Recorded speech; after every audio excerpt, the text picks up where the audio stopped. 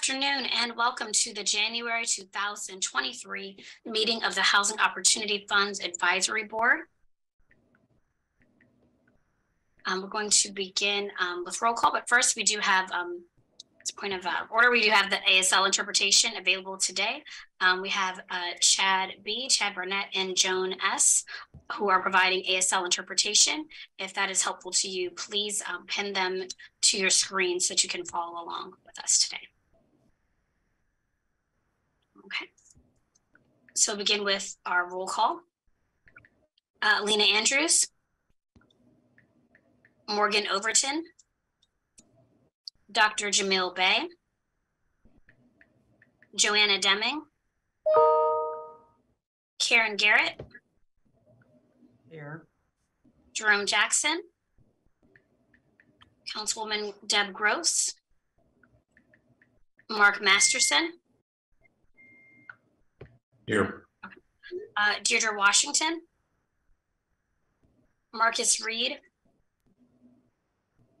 Dr. Paul Spradley, Alan Sisko, I'm here. Hi. Derek Tillman, Here. Esther Teclet, Here. Adrian Wonaha. Here. Okay. I'm Kelly Ware and I am present, and Megan Winters. Okay. Because we are not quite at quorum, we are going to go ahead and move, we're going to announce a new member. Karen Garrett is joining us today. It's her first meeting. Karen, I don't know if you want to say a few words, but welcome. No, thank you. Welcome. Happy New Year's to everyone. Look forward to working with all of you. Oh, thank you. And welcome, Karen. And Karen has been brought up to date, as have everybody who's new to the Housing Opportunity Fund Advisory Board over the last two sessions.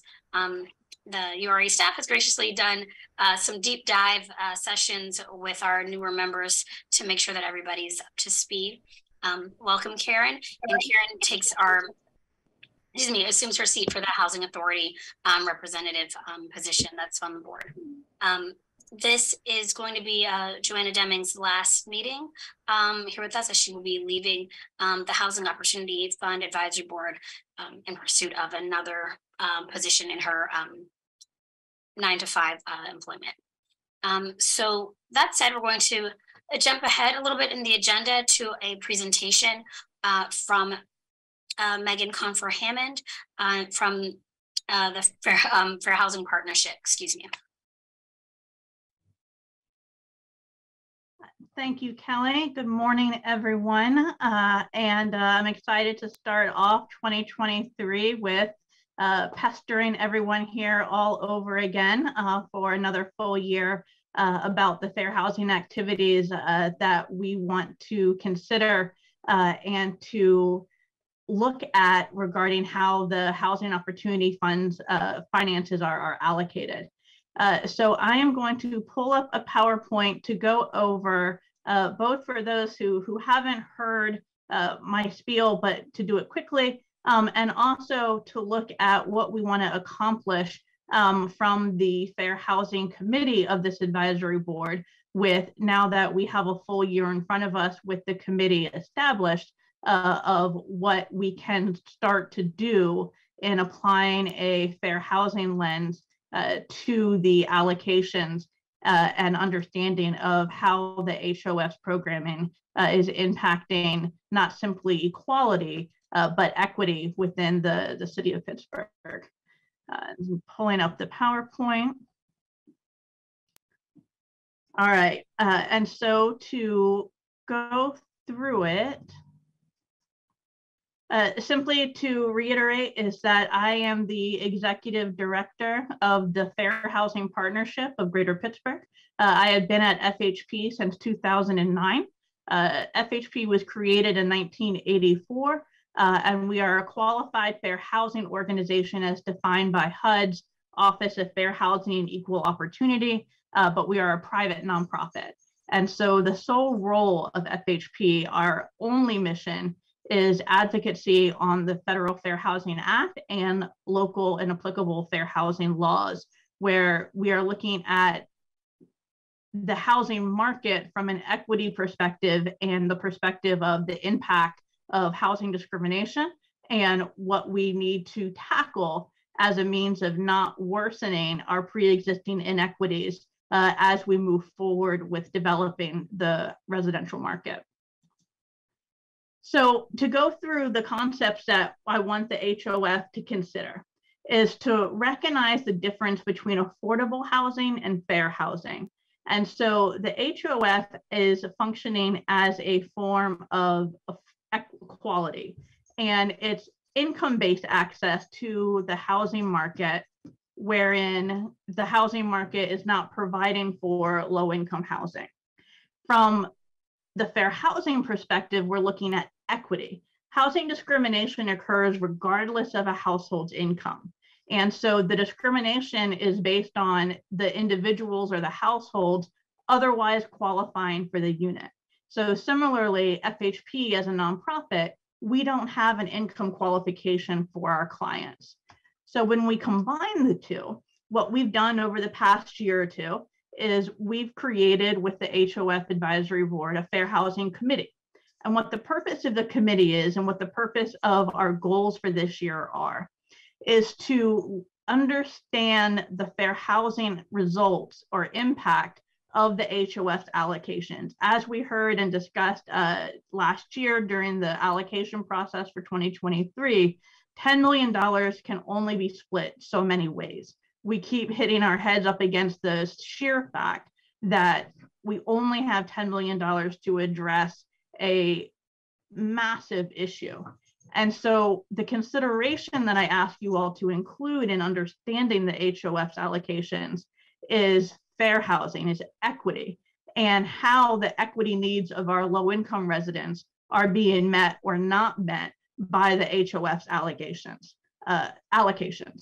And so the concept behind what we're doing is we're using data to establish the equity issues, to then set goals with plans on reaching those goals, and then providing to your consideration, reviewing those goals, perhaps on a quarterly basis in order to make adjustments as necessary. It is in no way, shape, and form a quota, but it is in fact goals to address what we want to see accomplished as it relates to equity within our low-income residents in Pittsburgh. So just so you understand, the Federal Fair Housing Act has 7 protected classes, and because the problem in front of us is so enormous, we are starting our effort with the 7 protected classes. Of course, there are city code with additional protected classes, but what the basis of my conversation is today is understanding equity as it relates to race, color, national origin, religion, sex. Sex includes sexual orientation and gender identity, as per a HUD order in February of 2021, familial status, which includes pregnancy and or minor age children, as well as disability. So what we're discussing as a fair housing lens is the understanding of affirmably furthering fair housing is a regulation inside the 1968 Fair Housing Act. There are 1, maybe 2 local municipalities in the entire United States that have local AFFH regulations.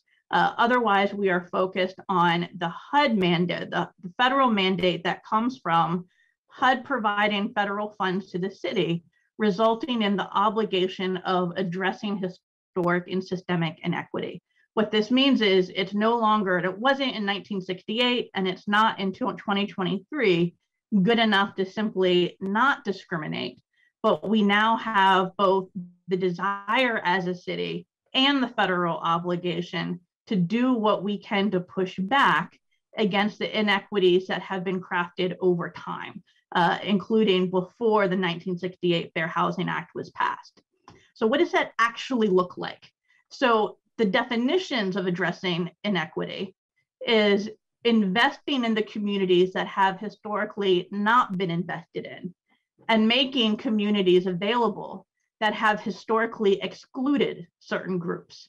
And so examples of what that looks like with the HOF programming is focusing home ownership and infrastructure investments So preserving affordable housing or doing home repairs as home ownership focuses, infrastructure focuses into the communities that have historically not received investment in the public and private markets.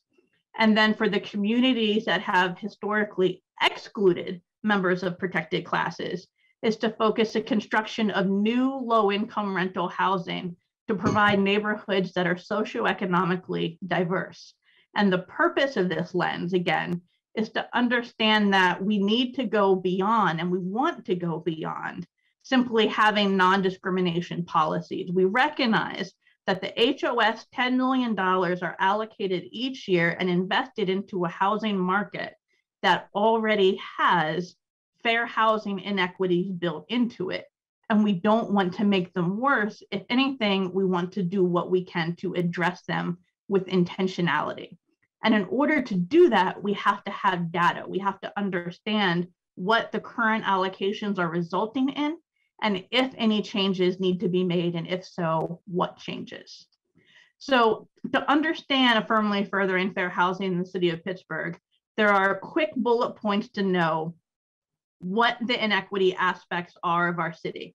I can provide you with the specific data for any individual point. Feel free to contact me. This is simply a means of using the limited time that we have available.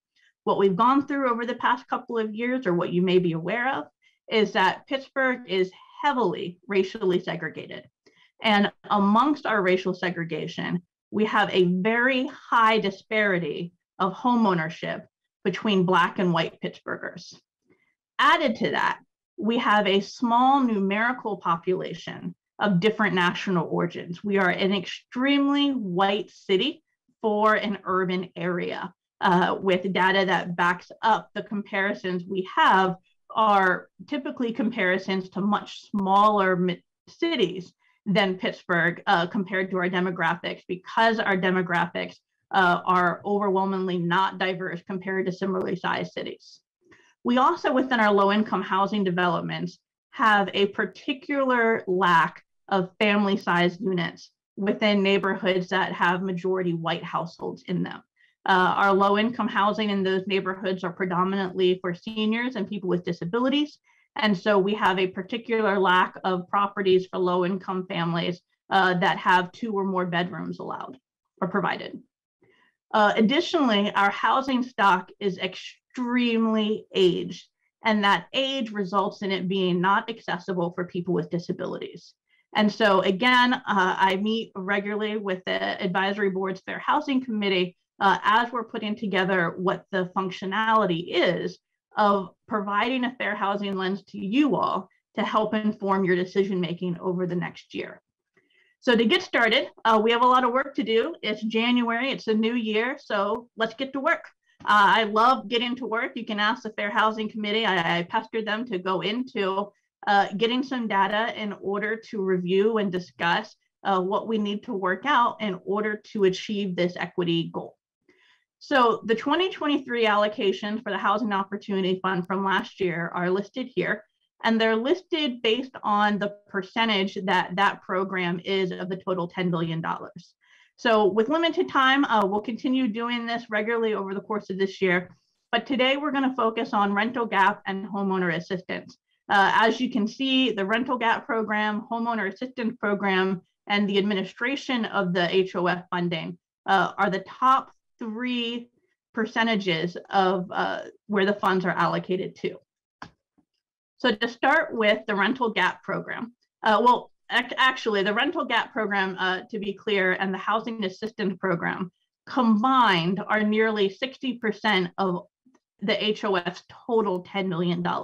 And so certainly we want to focus on the equity provision straight away as a means of doing all that we can to impact the scope of these funds and how they have an equity impact on our city. So for the rental gap program, as you saw on the chart, we're looking at almost $4 million, which is the largest allocation to a single program within the HOF's funds. So what I want to discuss for a few minutes is to understand the role of gap funding, just to reiterate it. So we understand that at the point that rental gap applicants are at the HOF making requests for funding, the development is really poised for construction. It's almost ready to go under construction. And the gap funding is simply just that, to get the project over the finish line, to begin construction and to be completed. And so for our purposes, for an equity lens, our focus is on the operation of this housing. For who is the development for? Now, to spend a couple minutes in the data of understanding why this is important, look at the number of units we have in the city of Pittsburgh that are low-income housing. Now, this is our low-income housing by funding type. And what you will see is 4 different categories that are predominantly either properties operated or units operated by the Housing Authority of the City of Pittsburgh, or units that are operated by individuals that are private third-party housing development companies. And so from the HOF's perspective, of course, we're looking at understanding that the pre-existing low-income housing market, it's being increasingly privatized over the years. We can see that the public housing units are small or less than compared to project-based Section 8. And we understand that we really expect rental gap program applicants to in fact be private subsidy housing providers who are making the request to the HOF for funding. So with everything I've talked about rapid fire so far, I want to take just a second. I want you to consider and think, what do you think the next slide's going to be? What's the fair housing perspective once we've established the low income perspective that says we don't have enough low income units, we know we need to build more. So what do I want you to consider on top of that when you're considering rental gap funding? What would be the predominant inequity problem that we have as a means of our low income physical units? So what happens is that our city itself is overwhelmingly racially segregated, and our low income units are no exemption, and they are in fact racially segregated as well. So this data that's on the screen is directly from HUD's website, and what it shows the demographics of Black households and white households in each type of low income housing. And what the results are is that in units operated directly by the Housing Authority of the City of Pittsburgh, now we're talking about public housing units and the Housing Choice Voucher Program, we're looking at nearly 85% Black households in those units. Now, you may remember, now we're a city that has about a 25% Black population. However, conversely, in the units that are privately operated, which are project-based Section 8 and other types of multifamily units, we're at about 54% Black household occupancy. And even starker is the fact that the representation of low-income white households between these two categories of the Public Housing Authority and private operations of subsidy housing. Private subsidy housing is more than 3 times whiter in its tenant demographics than the Public Housing Authority units. There are a lot of reasons for why this has happened over the past 20 or so years. We have talked through some of that. We can go through some of it again. I can answer any questions. There are a lot of reasons why, but we are simply left today in January 2023 with the math and with the obligation, the responsibility, and the desire to address it. So when the rental gap applications are made, and we know that the private developers, the privately developed housing for low-income households are tending to house low-income residents at a higher rate of white population and a lower rate of Black population units, as opposed to Public Housing Authority units, then there's considerations that can be made simply as a means of gathering data to have a better understanding of what it is we need to do to address our racial segregation in our low-income housing. So as a matter of fair housing considerations that I am asking the advisory board, I've talked to the Fair Housing Committee with to consider, to talk through, is to consider standardizing the rental gap application that's submitted to you all, and to standardize it in a way to give us the information up front that is particularly pertinent to knowing that or having information regarding what are we doing and what can we do better to address the tenant demographics and the racial disparity between the types of low-income housing in the property that is being presented to the Housing Opportunity Fund. Some of it's simple, like grouping clearly on the front page the number of units by bedroom sizes, because we have a particular dearth of family-sized units that we've discussed. Another question to consider and to gather information on is when we're talking about the different area median incomes of the subsidy units, is to have the developer state and to present on whether or not the property is accepting housing choice vouchers. As you understand, what housing choice vouchers do is it increases the subsidy by layering in additional subsidy to units that would be 80 or 60% AMI particularly. And it increases the subsidy not at the cost of the developer, but through the vouchers that are issued by the Housing Authority, which we now know in a previous slide to be overwhelmingly Black households compared to what is the expected tenant demographics of this property. And to have the development state whether or not housing choice vouchers will be accepted at this property, and if not, to state why, and to have a conversation on whether or not those vouchers are being accepted at the property that is proposing rental gap funding from the HOF. Additionally, we also understand that brand new low-income housing construction is snapped up by low-income tenants immediately. And so we want the developer to present or submit what their affirmative marketing plan will be for creating and maintaining a wait list. How do we get this application for this property across a diverse section of low-income tenants in Pittsburgh? And how do we use the affirmative marketing plan to do our best to push forward with having a diverse demographic within the property once it's built? Because we all know that the waiting list is full immediately, and then it is years in waiting after the initial occupancy for a unit to become available. And so it is imperative that an affirmative marketing plan is implemented from the get-go in order to ensure that the initial occupancy is done with a demographically diverse population, simply by making sure that the application for the unit is provided to diverse populations throughout the city as soon as possible. Additionally, what we want to know is once the property is built, what will be its tenancy criteria and its grievance process for a denied application. The reason this is important, and what we have seen across the city, is that the privately developed low-income housing doesn't have the same broad standards that the Public Housing Authority does with tenancy applications.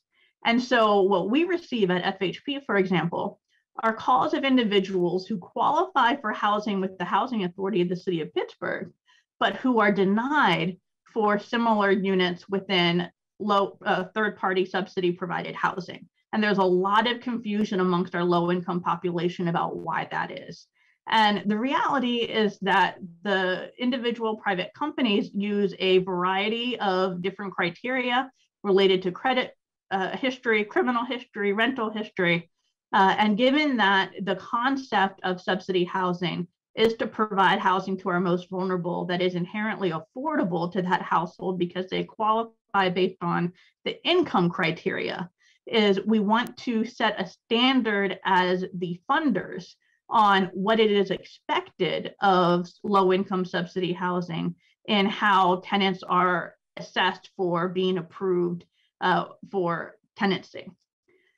Now, of course, these properties are under construction or not yet under construction. And so if that property management company hasn't been selected yet and those criteria haven't yet been made for the development proposing or asking for rental gap funding, then for the developer to include in the application that you all review its commitment to what its tenant criteria will be, and ensuring that we do not have credit histories that are not required of a low-income population that by many different reasons may have poor credit and not paying off credit cards. They paid their rent on time.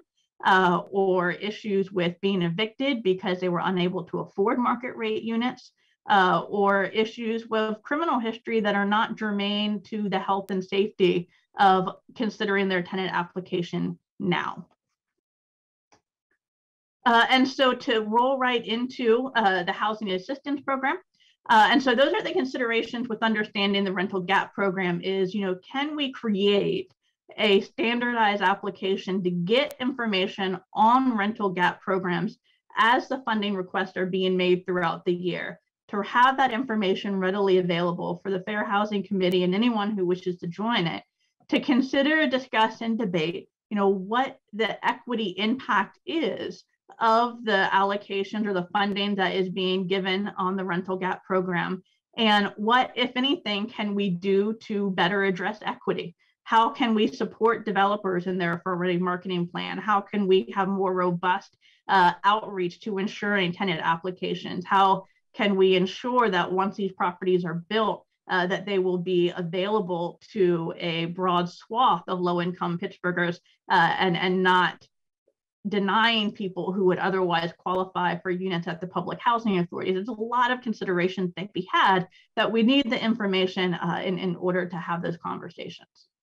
To dive into the housing assistance program in the last few minutes I have, and so the HAP program being the second most highest allocation of the $10 million, the HAP program's wait list opens 1 month each year, and then it closes until the next year, because the demand is so high and the capacity limitations of accessing contractors to do timely quality work is also extremely difficult. So if you recall from the slides that we've discussed before, is that I cannot overstate how horrible our racial disparity in home ownership is in the city of Pittsburgh and the Pittsburgh region. Considered to nationwide norms, to Philadelphia, our Black home ownership rate for Black families and households is abysmal. And there is not a similar lack of home ownership amongst our white families compared to nationwide trends, as well as to Philadelphia. It is simply absolutely atrocious that we have this big of a racial home ownership gap that is beyond the norms of both our region and nationwide. What I also want to add to that consideration is understanding, and this is a separate conversation to be had about mortgages, but to understand is that the homes that are owned by Black Pittsburghers also arguably tend to be valued at a lower rate due to appraisal bias, due to all different types of reasons. And one of the pieces of data we have to that end is last year's report on mortgages that were issued to Pittsburghers for a 12-year period. Simply to reiterate, as you may know, of $12 billion in mortgages issued, 3.5% went to Black applicants. And the piece of data I'm pulling out for you today is that of those mortgages that were awarded, the average loan for a white applicant was almost double, was much higher at 142 than the average loan for Black applicants who got approved compared to $81,000. And so what we're looking at when we're looking at the HAP program is understanding that HAP is an investment into not only household wealth, because the equity is based on the value of the home, but also on neighborhood infrastructure. Improving and making physical repairs to homes improves the entire neighborhood, the street, the community itself benefits from home repair. And so, what we want to do is to do everything we can, similarly with affirmative marketing plans, is before the wait list is open for HAP, is to make sure outreach is done into majority Black neighborhoods as much as possible to get the HAP application in front of homeowners within Black neighborhoods as much as humanly possible before the wait list is open. And then the wait list is then immediately closed for the next year due to how quickly it fills up. And also, as you probably are aware, is that Allegheny County has an administrator for Pennsylvania's whole home repair project or whole home repair legislation. And what that legislation is to do is to leverage existing home repair projects in order to increase their scope or capacity. And the time is moving quickly on whole homes. And so I am interested in what is the HOF doing now. We need to have collaboration and group work together with the Allegheny County Administrator now before the program opens in around March or April in order to increase the capacity and scope, the impact of what the HAP program is able to accomplish within the city of Pittsburgh. And on top of that, we can monitor and assess the demographics of the heads of households in both the neighborhoods and those who report it of the HAP recipients themselves.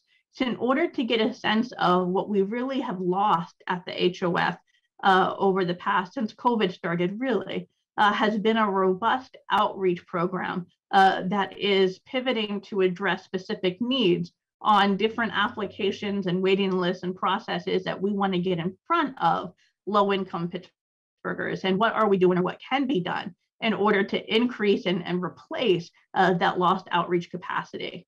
And certainly we want to make sure as much as possible to work with the URA on using minority-owned and women-owned contractors in the work that's being done that we will see increase even more so across countywide as well as the city with whole home repairs and contracting work that's going to occur over the next year particularly. So that is what I want to introduce as just a piece of the fair housing considerations that I would like you all to start to gather and to consider to inform the discussions that you'll be having over the next year, all the way up into creating a new allocation plan for 2024. I'm open to any questions or thoughts that you have now, and I'm excited to keep working. Excellent presentation, as usual, Megan. Does anybody have any questions for Megan before we move on? Madam Chair, this is Councilwoman Gross, and I apologize. My Zoom isn't cooperating, and so my video isn't working.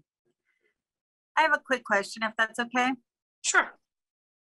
So Megan, thank you so much for that presentation. You always pack a lot in a short amount of time. And I maybe can follow up with you, and maybe we can kind of distribute to the commission how some of the more detail about you were identifying the kind of people in demographic terms that need to be keep in front of us for the affirmatively furthering fair housing recommendations, kind of overlaid with the neighborhoods that are underinvested. And you really touched on that multiple times.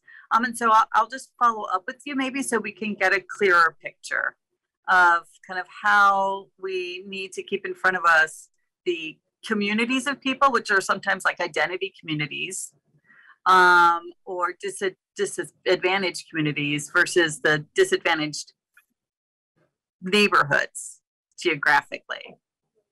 Absolutely. I have nothing if not data, and I am glad to share it and to discuss it. I've said to everyone I meet with, as my friends and family are absolutely tired of me talking about fair housing, and I'm glad to talk about it further. And what I hope for the advisory board to either discuss today or to consider for February is whether or not there can be changes made particularly to how rental gap requests are made to the board with the bullet points I listed in those PowerPoint slides, in which that information is being readily available to the advisory board when those requests are being made, so that we can A, gather the data as the requests are happening in real time for assessment over the year, and B, you all have the opportunity to discuss some of those equity components at the point of application. It's not meant as a means of, denying an application,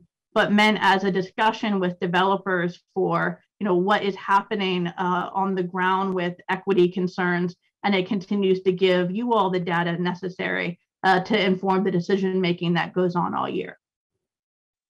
That's perfect. Thank you so much. That's all, Madam Chair. I appreciate it. Thanks, Megan. And I'll be in touch to get those slides. We had previously had an RFP committee that was looking at the application itself. But we'll get into, I guess, the weeds of how to do that a little bit later. But if you can, do we have this presentation already? Just so I can review it to maybe take a deeper dive as it were. Sounds good, Kelly. You know, I'm looking to get as much done as quick as we can, as it's been 2 years on pause with COVID, and I'm determined that 2023 we're all moving forward. So that sounds good. Excellent. Any other questions for Megan? Yes, I have a question. So Megan, related to the home ownership component, and if you answer this, I apologize, but relative to getting out in front of this issue and, you know, really responding to some of the data you presented about increasing home ownership, you know, specifically as it relates to the Black community, did you make any recommendations as it relates to kind of getting out in front of that issue and being responsive to it? Yeah, did you make recommendations, and did I miss it? And if you didn't, do you have any? I always have ideas, Derek. This was raised, I had limited time as always, and so I raised this back in November. I can follow up with you and you know, talk on it further. But yes, we do need to address down payment and closing cost assistance program. And the issue that program has related to outrageous rates of mortgage denials of Black applicants ties back to the banking industry itself. And so the reason why I'm trying to move quickly on what I think are some basic information gathering on the other programs is because mortgage applications is a priority of the Fair Housing Partnership over 2023. And I can bring in some national experts on what's called special purpose credit programs, where we can engage with banks on creating Mortgage Opportunity Act, as well as the Fair Housing Act. There's specific guidance that HUD issued in 2021 to this 2022 to this effect, for how can we create mortgage products that can be used by Black and Brown and other communities that are disproportionately denied under the traditional mortgage product that is offered right now. There are a lot of efforts being made on a nationwide scale on that. And I have connections with some of those leaders to bring into Pittsburgh as well, since I think we have the local desire to make that change here. So we can certainly continue following up, and I do want to do a lot of work on special purpose credit programs and moving forward on addressing disparities in mortgage application denials. Okay, great, thank you. And I would definitely be interested in that follow-up, and even more specifically, the special credit programs that you mentioned. Absolutely, I'm glad to do it. What I'm working with the URA on the data collection for 2023 is identifying the banks that are originating the loans, because the HOF DPCCP, I might have the acronym wrong, the down payment and closing cost program is providing the funds, as most programs do, after you've been approved by the bank. And so the HOF can only respond to people who've been approved for a mortgage. And so we need to take it a step further and start with the banks that are originating the loans that we've provided the down payment and closing cost assistance for so far.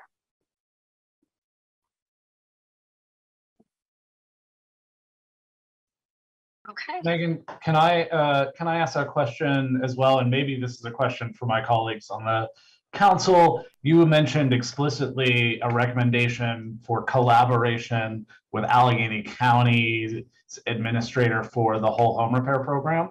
Yes. And so, you know, has there been any, so I've been a part of that in my professional capacity, not on this board, as you may know. So I haven't seen a lot of discussion about like how that collaboration might work, or how like the HAP program might like leverage whole home repair, or like what's the best way to use HAP now that whole home repair exists. And, you know, until you brought it up in this presentation, I just kind of assumed, you know, that's got to be a real deliberate conversation when we start talking about future allocations of the HAP 12 million. And so do you see it that way? Or is there additional context that I should be aware of, or maybe the rest of the group should be aware of on that particular recommendation? No, that's exactly why I brought it up, because whole home is moving extremely quickly after we waited so long. And so I need this board to take deliberate action now over the next month or two to have intentional collaboration with the Allegheny County Administrator as a means of doing our best to leverage HAP, not to use whole homes to supplant the HAP fundings, but to leverage and increase and to do our very best for low-income homeowners with home repair, given the incredible impact that home repairs have, both individually and to the community.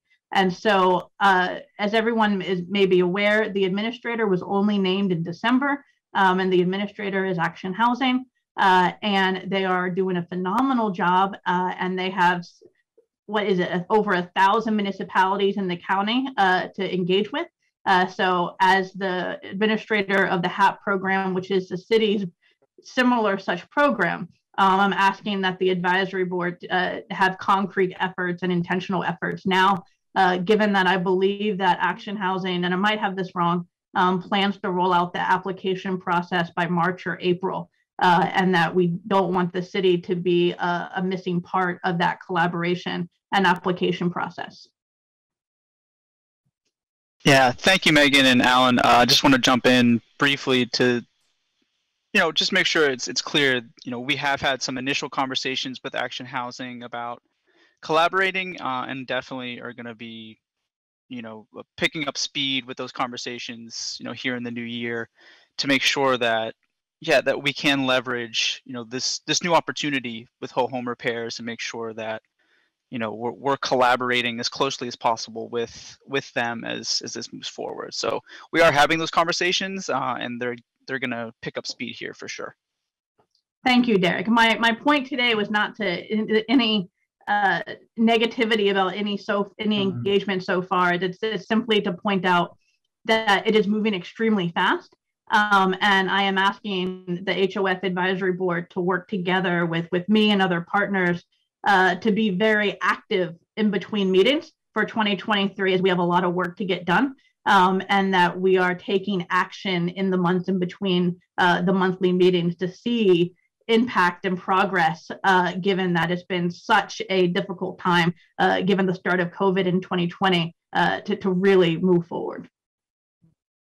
Great. So I think since we're all here because we care passionately about the HOF and about fair housing, as we try to do as much as we can with a fair housing lens. So I'm going to have to, unfortunately, wrap this particular conversation up, but we have multiple points where we're going to, throughout the agenda, that kind of bring some of these pieces together, hopefully.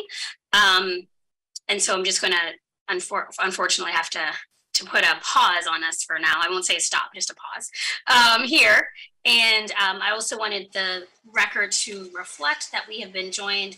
Councilwoman Deb Gross had already announced her presence and asked a question, but we've also been joined since we took roll by Lena Andrews, Joanna Deming, and I believe there was, and Councilwoman Gross. So just so the record reflects that everybody is who's currently present. Did I miss anyone that did not say here when I did the roll call previously? Okay, great. Okay, so we had done our roll call. We do not have public comment today. We had announced our new member, Karen. Joanna, this is her last meeting with us. As she rolls off, I don't know if Joanna wanted to say a couple of words before we proceed through the rest of the agenda.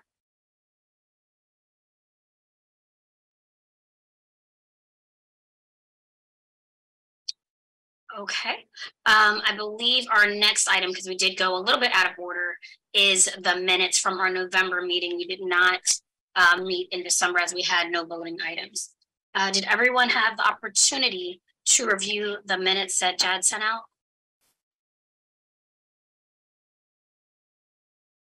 Any comments, corrections, additions?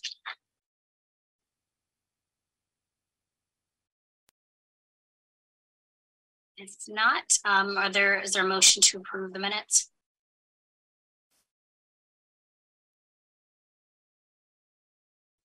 This is Alan. I'll motion to approve the minutes. Thank you. You have a second? Second. This is Okay. I'll take Mark for the second. All those in favor? Aye. Aye. Aye. Aye. Aye. Any opposed? Any abstentions? Excellent. Okay. So we don't have public comment. We've already heard from Megan. And then the next item up would be the discussion of the city's edge authorization package. Hi, Kelly. I think this is Ben Payton. I'll be leading the discussion here about the city's edge project. You can hear me, right? Good. All right. Great. So just to introduce myself, my name is Ben Payton. I'm a senior lending analyst here in the residential lending department at URA. We've been working on this project for a while now, so we're excited to finally be able to present this to you all. So what we're here for today is this is a request to award a $1.22 million rental gap program construction / permanent loan to the city's edge project. This project is located at 1450 Colwell Street in the Uptown neighborhood. So some of you might be familiar with this project, sort of the history of it, but you know, to give you all a sense of it, this is going to be a new 110 units of residential units, plus 39,000 square feet of rentable commercial space and a 2-story parking garage. So of those 110 residential units, 92 of them are going to be kept affordable at varying different AMI levels. All 92 of the units are going to be covered by Section 8 HAP contracts. And now to give you a little bit further details about this project. So due to the complexity of the financing of the project, the development team broke the total building into 3 separate condo units. So you have a commercial condo unit, which covers the commercial space. And then of the 110 residential units, those have been divided up into a 4% LIHTC portion that's going to be funded with 4% LIHTC revenue. And then the remaining residential units will be funded through a 9% LIHTC award.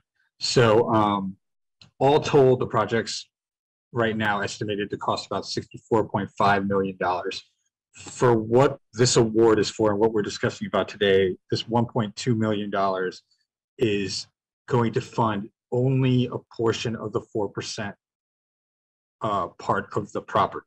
So the 4% portion of the project right now is to cover 54 units, and that total development cost is to be around $35.8 million. So I know it's a little, there's a lot of moving parts here, but for our purposes today, we're, of this project, our money and the RGP loan is only going to the 4% portion of the property. So to give you a little bit more information about the developer, we've been working with Midpoint Group of Companies. Midpoint is owned and operated by Mr. Nate Bowe, who prior to starting Midpoint served as Chief Officer for the Housing Authority of the City of Pittsburgh, where he helped develop affordable housing projects for many years.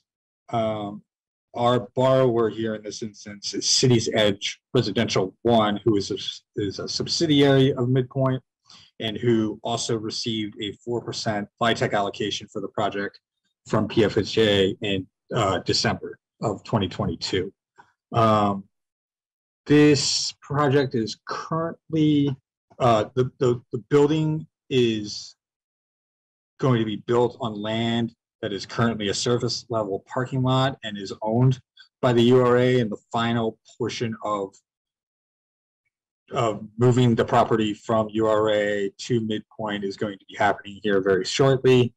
In addition, Midpoint is working with Community Growth Fund as their nonprofit partner. So CGF is an affiliate of the Pittsburgh Community Reinvestment Group, and the Community Growth Fund served as the pre-development lender for the project. But moving forward, they're going to be providing wealth building educational services to the tenants throughout the year and assist in selecting and managing the financial institution who will operate the ATM banking center on site. And I think lastly here, it looks like right now it's estimated, construction is estimated to take about 22 months and be completed in late 2024. So I think we have on the Zoom call today, we have a couple of folks from the development team. I know I saw Mr. Bowe on here earlier, and I'm trying to get to it, see if he's still on. Nate, if you're on, or Hal, if you would like to say a few words instead. Hal is also part of the development team, so go ahead. Sure. Thanks, Ben. Really appreciate giving that overview and your presentation. It's rather spot on. The one thing I would just kind of give a slight correction to, Midpoint actually owns fee interest in the property already. We acquired that from the URA in December of 2021. Part of that was for a partial street vacation. In order to have that make its way through the city of Pittsburgh, we did a partial vacation of Colwell Street, which is the north of the property, and the edges of our way, which are to the southern portion of the property. But the URA does have a reverter interest in the deed through the disposition contract we had and acquisition of the property.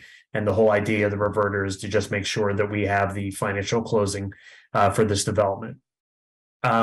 With that, and also, Ben, I'm not sure if I heard it fully from you, but for PCRG, there are other, along with the banking and ATM banking center on site, you know, part of the work that they're going to do is for the business incubation that we're going to be doing at the as part of the commercial property to help for businesses initiated by MBE, WB qualified folks within the area, to get them off the ground and be able to start off their efforts. So, and also to just kind of deal with a couple of very quick specifics, not to drone on it.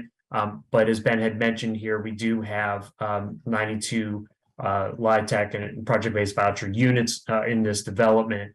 You mentioned that it has a number of the units to specific area median incomes. Just to let you know of the 54 that are within the 4% unit in particular, which the funding will be attached to, 17 of those 54 units are going to be at 60% area median income, 28 will be at 50% area median income, and 9 will be at very low 20% area median income. So those are the, just to give you even a little more specifics of the scope of the people who will be impacted and benefited by those tax credit units. This has been in development for some of you who've been involved in the Housing Opportunity Fund for a while. You know, this development has been a long time in the making.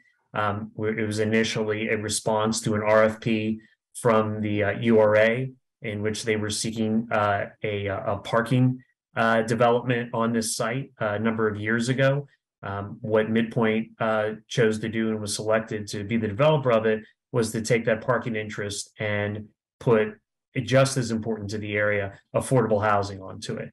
The 110 units of residential, with 92 being low-income housing tax credit units, has always been the key component of this. The only thing that's changed over the years is it used to be more ambitious. 6 stories worth of parking has now been minimized down to 2 stories of parking. So the parking component used to be kind of 50-50 to the whole development part of this. Now it's predominantly the affordable housing residential end of it with commercial. So that's about all I have to say. I know Nate, if he's on here, you know, is the developer, has done yeoman's work in seeing this to this point. You know, it's been a lot of collaboration from Pennsylvania Housing Finance Agency, from the URA, from Mayor Gainey, from the entire administration, so many other components of this. We've a great investment from a lot of parties who have put in the investment into this, and we would greatly appreciate the opportunity with the Housing Opportunity Fund to ensure this type of affordable housing, in particular in a core area like Uptown. Thanks, Al. Thank you. Kelly, I think at this point, I think we can open it up to questions if the board has any.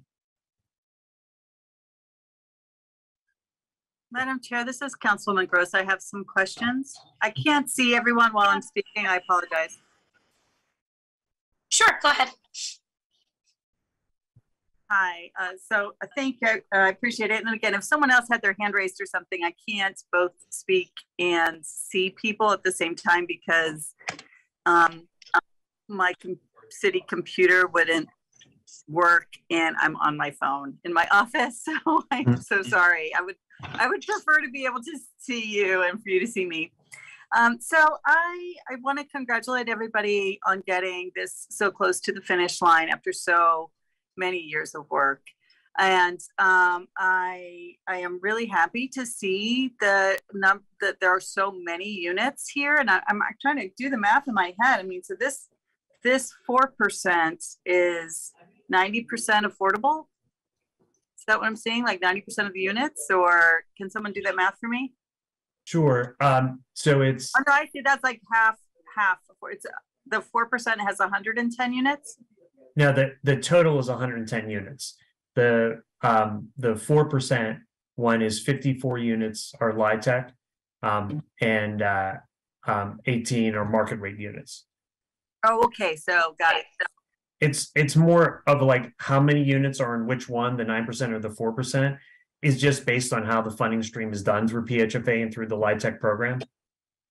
But so at its core, you have 18 of 110 are market rate. We didn't, you know, it's in the philosophy of better use of affordable housing is not creating a high concentration of affordable units, as I know you're well aware of and espoused to, and you know, to have the market rate units in there really creates a robust, diverse community within the development. But having 92 of 110 being affordable hits the core element of making sure affordability is available in Uptown. I agree. Can you still hear me? Mm-hmm. Yep. Oh, there we are. I agree. And I also am really happy to see how deeply affordable at those levels that you have 9 units at a 20% AMI. Yep. That you have 28 units at 50% AMI and 17 at 60% AMI is what I wrote down. And really that's a gap that we have. Oh, I do see I'm on camera. Mike, can you see me? Yes. Or not? Yes. I didn't actually realize I was on camera, so I apologize. I've not been paying attention. And so I'm supportive today because of all of the items that I expressed, that you have so many units, that there's such deep affordability, that so many people have worked on this to make this project work. I will also say though, since I'm new to the HOF, that I have had constituents of mine and also kind of people working in the affordable housing field who really opened my eyes to the shortcomings. And this won't be news to some people, the shortcomings of relying on LIHTC deals for our affordable housing construction. So I'm supportive of this project today, but in the future, I'm really questioning that. For example, the property's already been sold to Midpoint, and this is public property that's had so much public investment that we've put, you know, Tiger grants into the properties and RCAPs into the properties to clean up the 28 acres that we've really had so much of our own pre-development time put into it. That it's really something I'm looking at differently, and that it's. So I want to ask, just for the public record, what is the deed restriction? Is this a 20-year, like a normal LIHTC? No, it will be a 40-year deed restriction. Good. And isn't that longer than other projects? Or are all 4% and 9% a 40-year? There's a component where you can take the extended tax credit term. It's been for the longest time 30 years plus 3 years for those who are already in the unit. So it's essentially a 33-year period. But PHFA has sought for parties, in the competitive 9% realm in particular, to agree to an extended period, which is a 40-year affordability period, which also has that same component of the extra 3 years. Anybody living in there in that 40th year, you can't just pivot it off that first year. You have to give them the 3 years to be able to find another housing order to keep. I'm happy to hear that as well. So you have a longer term than other LIHTCs that I've seen. So that's also a plus for this project. So while I feel good and I'm supportive about this project, I just want to say that I am kind of like listening and learning about some of the criticisms of, again, it's not that LIHTCs are particularly bad, but that we've been relying on them too exclusively in building affordable housing in the city, and that they have their limits and even their weaknesses. So I just needed to get that off my chest. But again, there's so many good things here in this project. I'm happy to vote for it today. But those are my only questions. I don't know if you have any additional response. Councilwoman Gross, I just did want to add that at the Hoff, most of what we see is well in excess of 20 years. I think we've even seen a couple of 99 year deed restrictions on affordability here. So just our pool of money is not super deep, but we do seem to get a lot of bang for our buck in terms of what actually comes in front of us. So I think we'll be pleasantly surprised when you ask that question. I'm really happy to hear that. I think what I'm going to be looking for is where previously publicly owned property is transferred to the developers, to the private developers.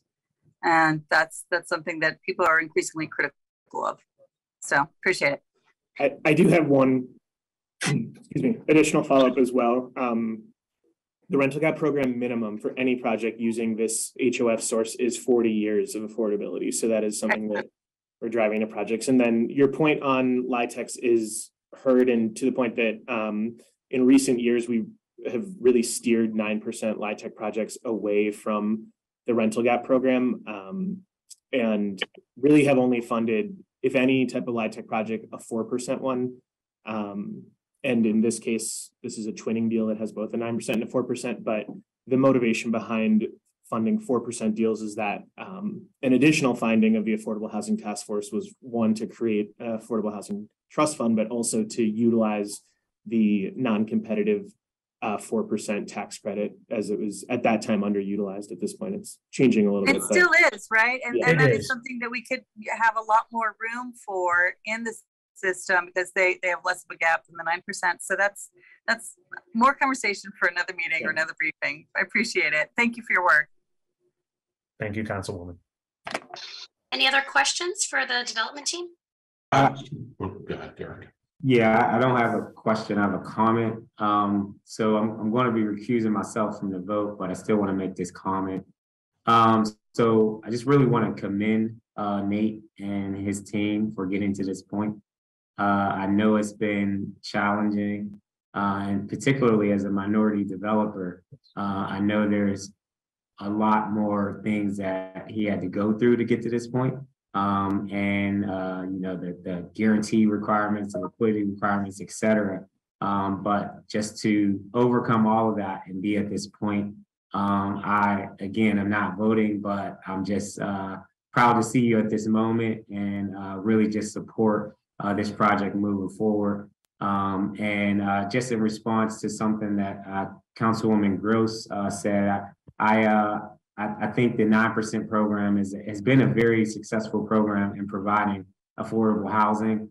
However, I agree that it can't be the only source for affordable housing. So we do need other means, one being more 4% deals, but also rehabbing, et cetera. So, I don't want us to not maximize the use of it, because those 4 to 6 deals we get a year, we need to make sure across the finish line. But we can't rely on those alone to kind of bridge this 17 to 20,000 affordable housing gap that we have.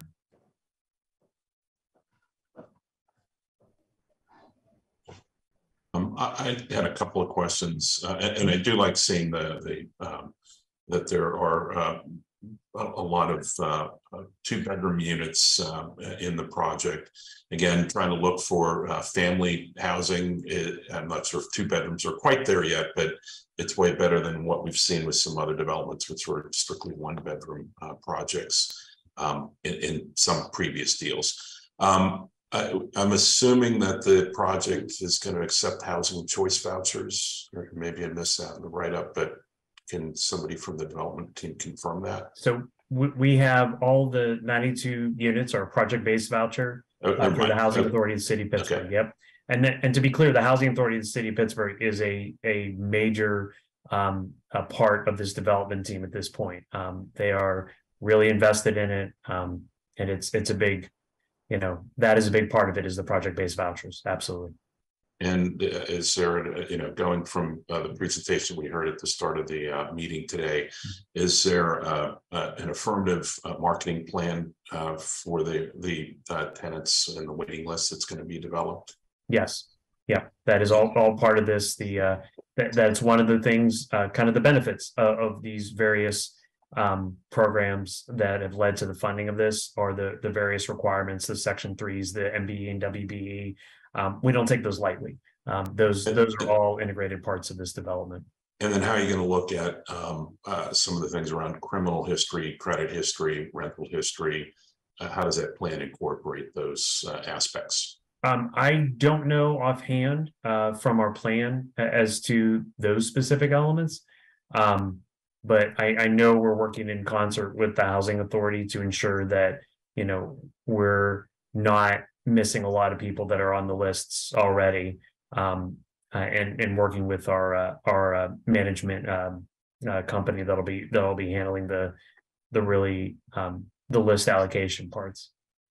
Does Hal, if I can come in to back you up a little on that point? Yes, this is Nate Bowe. I want to thank everybody so far about the conversation. We appreciate the team. In terms of the leasing and the background checks, we are using the standards that are used by the Housing Authority, and also the standards approved by PHFA and HUD, because with the project-based vouchers, this project has also been approved at the federal level. So we'll be in compliance with all of the legal requirements.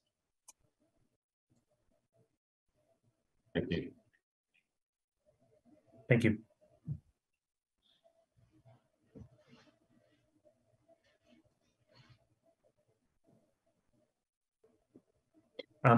If there are no other questions, just one last thing I want to say with everybody from URA here, that the URA has been along for this development through thick and thin, and through this entire process. I really can't say enough about the staff at the URA and for their help as well. I don't know if I made that clear enough in thanking the administration and other components, but the URA has really been a great resource and a great partner through this.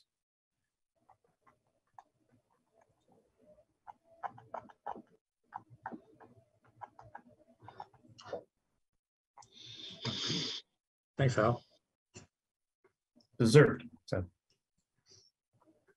Sorry, I was going to say, if there's no other questions for the development team, would anybody like to make?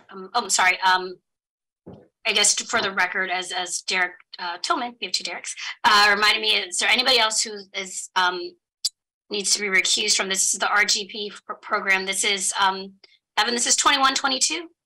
It's 2022 money. Okay. No other project to this point has received funding from that year. So, but if someone plans to apply for it through their organization, they should probably recuse themselves. Okay. So that would be, if you're planning to apply for RGP for a 2022 allocation from $2022, that would be the time to recuse yourself. I don't know if anybody else needs to, other than Derek. Give a moment for that. Otherwise, if there are no further questions, we can entertain a motion if anyone would like to make one.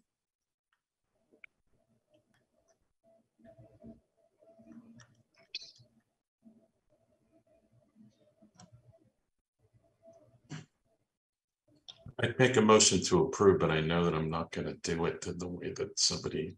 It's on the slide. We've got good language on the slide that covers all the bases if anybody would like to borrow.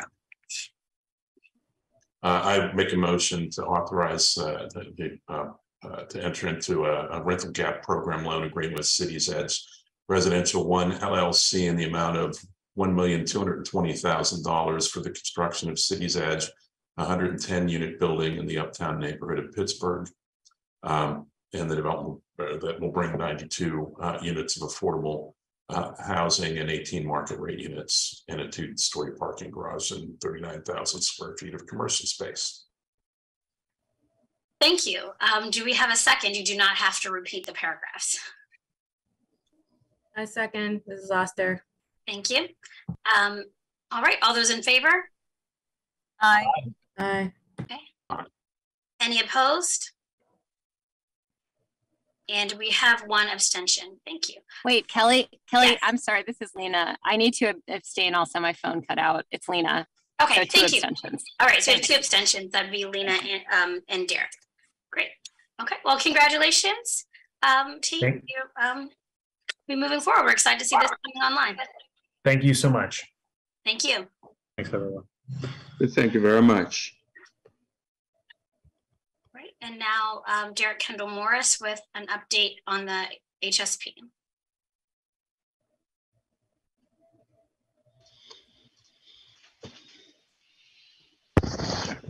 Thank you, Kelly. Good afternoon, everyone. My name is Derek Kendall Morris. I'm the manager of consumer lending here at the URA.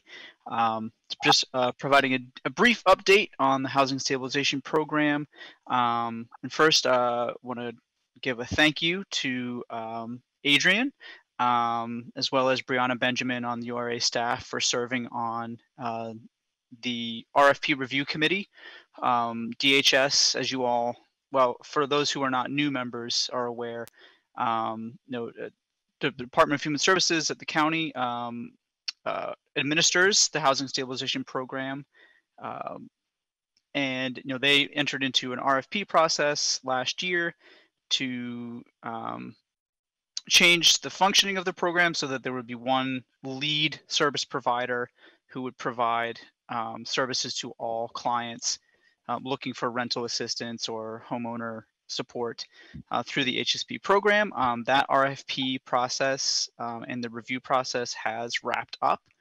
And DHS is currently in the process of negotiating a new contract with Action Housing, who will be the new lead service provider for not only HSP, but the other rental assistance programs that DHS operates here in Allegheny County. So they're looking to finalize those contracts, probably over the next month or so, and have things, shifting in a new direction. But that is the update that I have as of today. As Action Housing will soon be the lead service provider for HSP.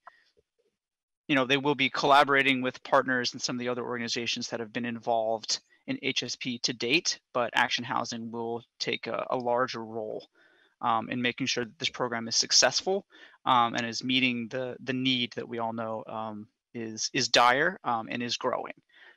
So that's a positive update, and more to come on that. But that's what we know today. Derek, it's Adrian. Just a note for the record. I was not one of the evaluators. It emerged that one of the partner organizations in one of the applications was an organization that I do some consulting for. So I recused myself. I made that known to DHS and recused myself from the process. So thank you, Adrian.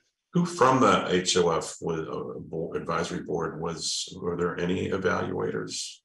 I thought it was you, Mark. It was not. No, and I apologize, Adrian. I was not aware that you had recused yourself. Yeah, we did have Brianna from URA staff that was involved in that process, but that wasn't made aware to me. Derek? I mean, it's like a pretty big fumble. How did that get overlooked? Well, I'm going to honestly have to follow up with DHS on that, because I was not made aware that Adrian wasn't participating. So I did not know that. And I do believe at the time that because they sent conflict of interest forms, which was, when they sent the applications, and the conflict of interest form was when I knew there was an issue. I didn't open any of the applications because I knew as soon as I saw the partner list, and I do believe I let them know there was an alternate from HOF that had been part of the discussion. So I apologize if that was not made clear to everyone. Yeah, well, I will be following up with DHS on that. I apologize. Yeah, there definitely was a miscommunication here, and a ball has been dropped. But yeah, thank you, Adrian, for speaking up and letting us know that. But I'll be following up with them.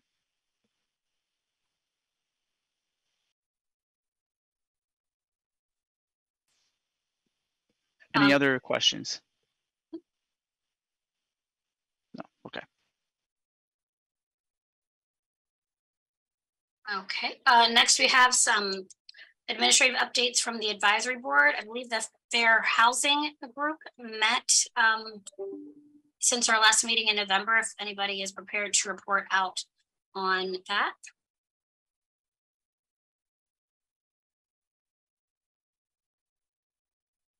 If not, we can keep rolling.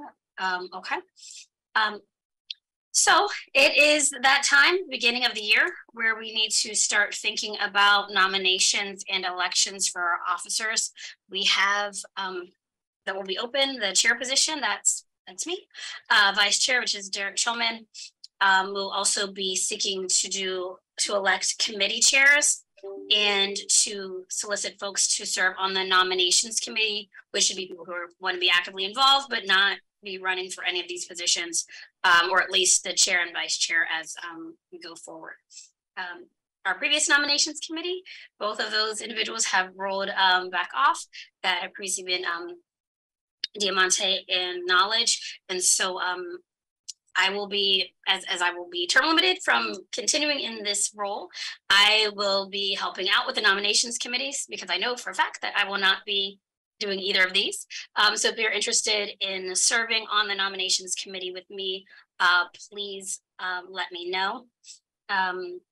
Along that same kind of future trajectory planning, and in terms of incorporating some of the items that Megan had mentioned earlier, we are looking to schedule a retreat of the advisory board for the end of February / the beginning of March. And that would be to level set, goal set, to have this conversation that pops up every late spring / early summer, when we're talking about community engagement and how we want to interact with the community more broadly as it relates to soliciting information on the allocation plan. And then every year, as Adrian said, it's like, why do we always talk about who we want to be when it's time to set aside the money, right? Like, let's talk about that in advance, make a plan, answer sort of all of those questions. So that's something that we'd like to do, and to have that conversation before the election, so that we're able to kind of select our leaders that are looking to carry forward that collective vision that we've articulated, which is especially important right now, where approximately half of our advisory board was not sitting in their seat a year ago. So we really also want to make sure that we're building some teamwork and camaraderie and creating a shared vision as well. So Jad will be sending out, I believe, a doodle or Google form or something of the effect to select dates, probably next week.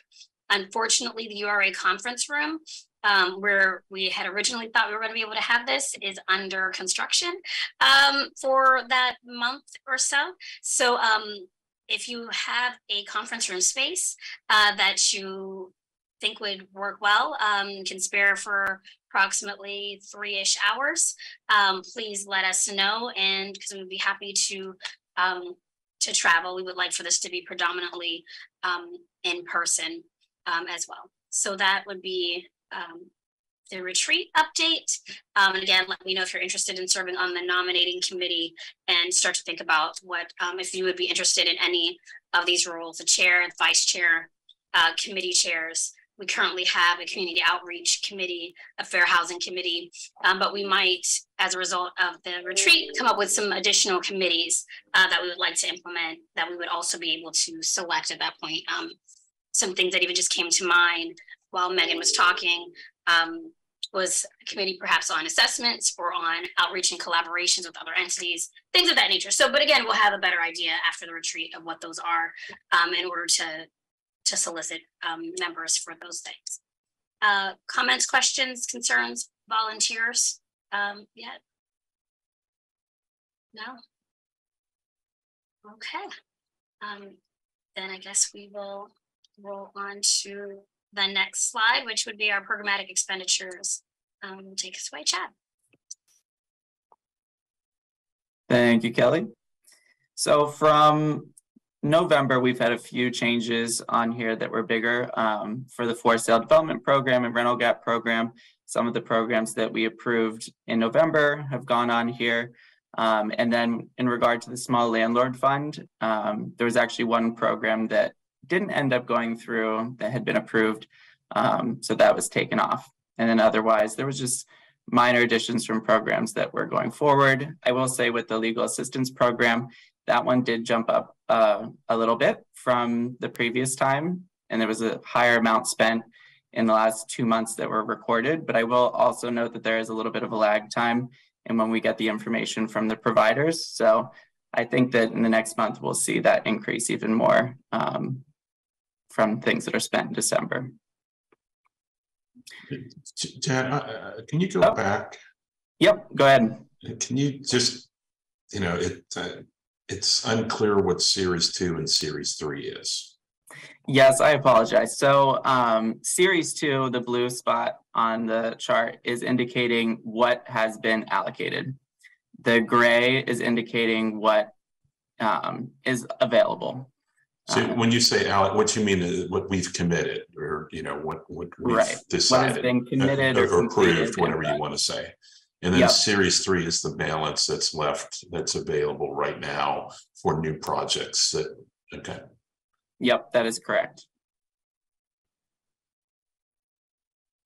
Any other? And do we have what's been actually spent? Is there like a third series we could throw in here? Or, you know, what's actually been talk about doing pushed out the door?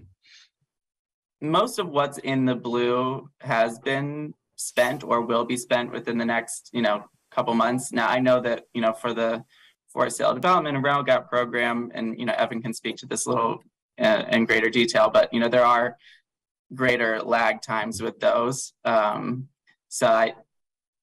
we can talk about adding something like that on here because that might be beneficial. And see how we can incorporate that. Yeah, this is Alan. As a new member, I think even if we, if I could see that once just to get a sense of how valuable that is and what those discrepancies are, is that would be really, really helpful for me to just, as I continue to get context on sort of where we are status wise. Yeah. Any other comments on the expenditures and allocations so far? Okay. For the down payment closing cost assistance, we have some percents spent by AMI level and by city council district. And I'm just gonna go through these. If anybody has any comments as I'm going through, please feel free to stop me. With the legal assistance program, again, percents funds spent by city council district and by AMI level.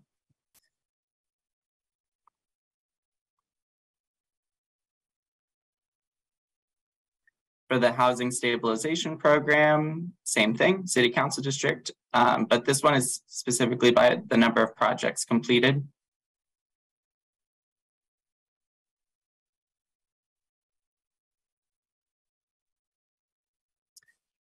And then I did add some additional information here just because there had been some questions on this the last time. So with the homeowner assistance program, I did do the percent of funds by city council district, but then I also included some additional information that kind of goes into, what is in the pipeline versus what is committed and closed. As I know that we discuss this often with HOF funds, even though it doesn't say that for the housing or the homeowner assistance program that, it's, at about 6 million. In reality, there's a very large amount in the pipeline. Almost all of it has been spent. And then same thing with, I differentiate between HAP and HAP Plus, which goes into different AMI levels here. But then in addition to that, I just also wanted to highlight that there's a lot of other funds that go into these projects as well. So I did include, some of the information that talks about all the funds that we've used that went in to fund a lot of these things as well. Quick question on that. When you say in the pipeline, are you talking about, sort of clients or applicants that have applied and, are waiting to be served? Is that the pipeline? Yes. And we're just sort of, multiplying that number by 35,000 or some average cost to get the sort of the anticipated committed funds based on the demand that the program is currently seeing. That is correct. Yeah. Okay. So there are some of them that, just hasn't been committed yet, but it's in the works. And then others where it is, a placeholder amount, like you were just mentioning, because we don't know what exactly those projects will look like until we get to a point where, the contractor goes out and assesses the property. Yeah. But since there were questions about that the last time, I just wanted to dive into that a little more. And then for the for sale and rental gap program, again, percent of funds by council district and by AMI levels. And like I said, there were several of those bigger projects that were just, that had gone through in our November meeting. And that's all I got. Can I ask one more question? And again, I beg everyone's pardon because I'm new. No, absolutely. What would a slide like that look like for the administration of these programs? Like the annual $1 million that the URA uses to administer all of these programs. Like, is that something that we could see? Is there a reason we don't see it? Like, I'm no judgment in this question, all searching for context. Yeah, and I know that some of that information is included in our yearly audit. So the audit does delve into some of that, but I can let Evan expand on this question a little more. Yeah, we can talk with the URA's finance director about this. I think the way that the invoicing for HOF has gone in the last couple of years is there's like a number of invoices collected for the different administrative needs, and then the URA is often fronting that and then just invoices HOF at the trustee for those expenses. So I don't know, there would be like a good ticker throughout the year, so to speak, of like how much that's getting drawn down, but we can try and figure out if there's a good way to sort of graphically represent how that pie is split up. I think for me, I think that's great context, and like even if it was, once or twice a year, if it's not a good ticker, like that makes a lot of sense. I understand that it's complicated and there's 4 million sources at the URA, but I also think that it would be, I feel like, and again, if my colleagues want to correct me, I feel like it would be appropriate for this committee to have like some amount of like consideration of that number. And, so if it's annually or biannually or something like that, I think that would be that'd be great. And Evan, I will offer you like, because I feel like maybe last meeting you said the same thing, that we could like, talk to finance if there's a universe where it would be helpful if advisory committee members like joined that meeting or helped get that meeting moving. Like, I'd offer that as well.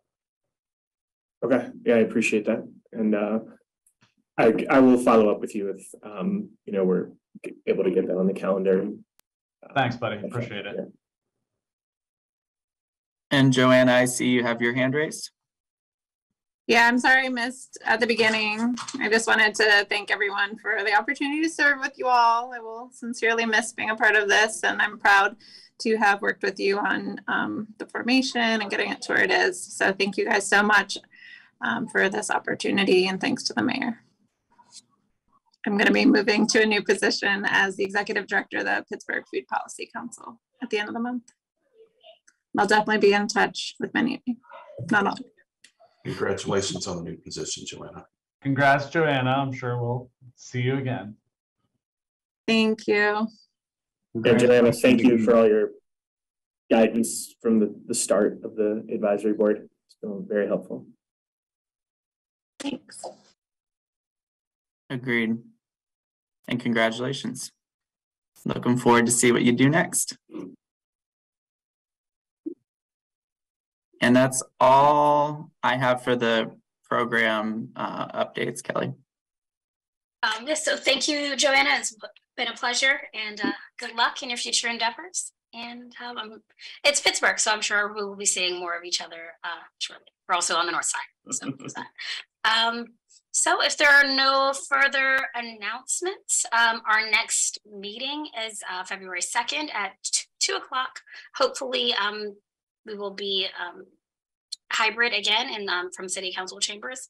But if not, we will certainly let you know. Quick question before we adjourn. So how are we going to, how are you all going to confirm the retreat date? Is that by email? When can we expect that? And one possible location for that is the Energy Innovation Center. So just two thoughts. Well, thank you, Derek, for the hosting offer, kind of. And Jad is going to send a doodle next week to select a time or narrow it down to a time or two. And then we will get back to everybody, you especially, and make sure we get that on everybody's calendar. So we're looking for like 6 weeks out so that we can hopefully make sure as many people can attend as possible. Yeah, and I'm going to give, quite a few time options over a span of a couple of weeks so that everybody, try to get as many people there as we can. And, it is a 3-hour time slot, like Kelly said, so might be more challenging for some than others, but. We'll feed you. We will feed you with those administrative dollars. So do will be snacks. So. Jad, can you connect with Derek on what some available times at the Innovation Center are? Because that could be a good location, and then that can kind of feed into the doodle poll. Absolutely.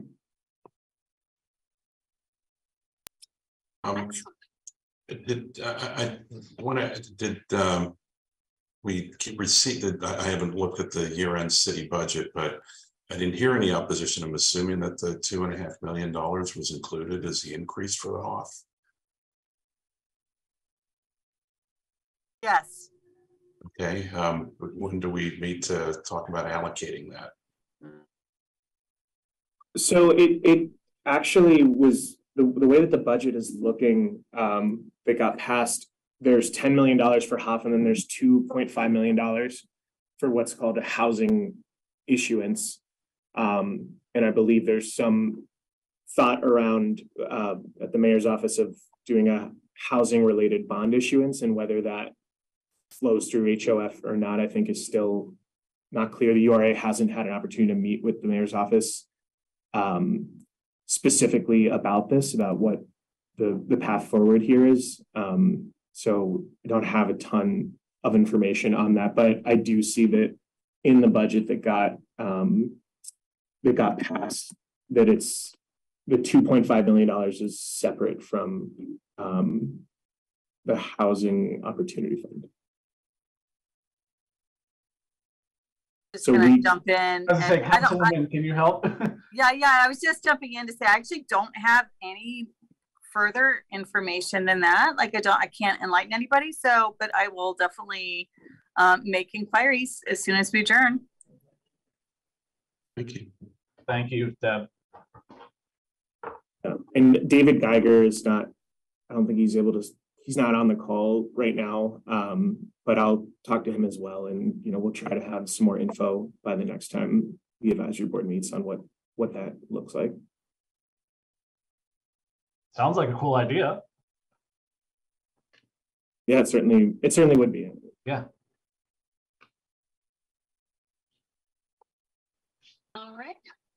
Any other questions, comments, concerns before we head into adjournment? Okay, we have a motion to adjourn. Motion to adjourn. All right, we don't need a second. Thank you very much for your attention. Last hour, 45 minutes. And we will be in touch via email to work on our retreat. And I will see everybody on the 2nd.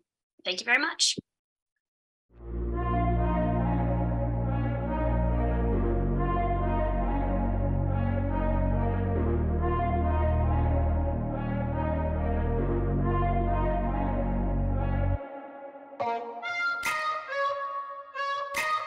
Bye.